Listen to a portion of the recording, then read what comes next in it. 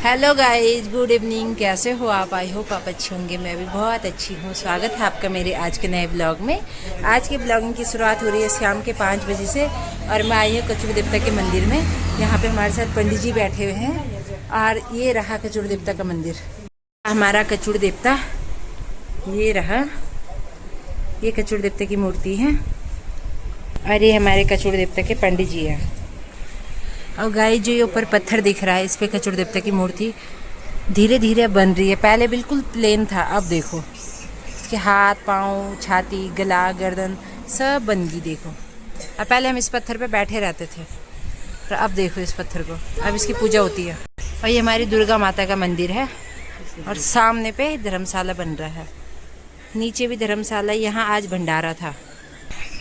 ये रहे शिव जी का मंदिर, ये रहा जब शिव जी का व्रत करते हैं तो यहाँ पे जल चढ़ाते हैं। अब ये बिल्कुल बंद हो गया है, पहले मतलब खुला था। अब बंदरों ने यहाँ पे बहुत तहलका मचाया रहता था, अब कांच के दरवाजे लग गए ताकि बाहर से भी हम दर्शन कर सकते हैं। और ये रही हमारी दुर्गा माता, ये रही जो नीचे गंगा जी में हमें मिली थी, वहीं ये प्रकट हुई थी और वहीं से लेकर हम इसे यहाँ पे रखा है। और ये हनुमान जी है और साथ में काली माता।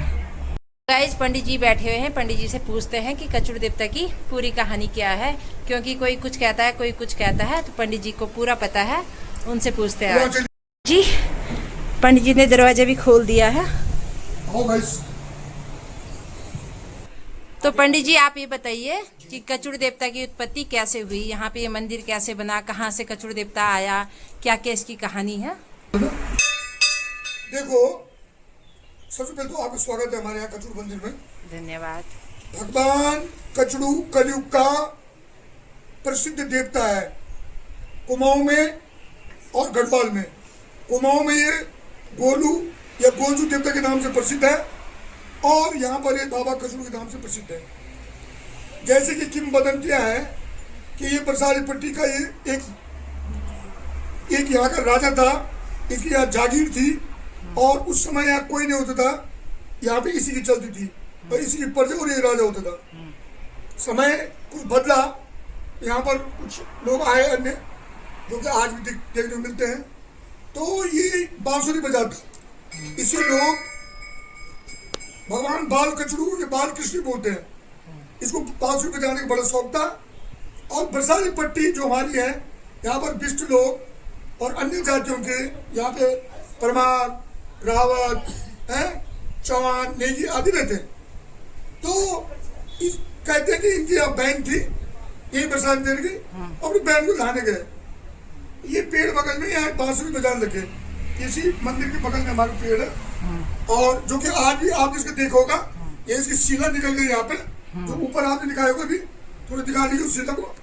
हाँ, इसकी बहन इसके नीचे लेटी हुई है, क्योंकि इसका बांसुरी बजाते बजाते यहाँ पर परियां, जिन्हें एंजल बोलते हैं, जिन्हें मातृकाएं बोलते हैं, देवियां बोलते हैं, पहाड़ों की कालियां बोलते हैं, वो देवियां होती हैं। उन्होंने इसको पकड़ लिया और इसकी बांसुरी धुन सुन करके बोले कि आपको हमारे साथ चलना है, अब आप हमारे साथ रहोगे सभी।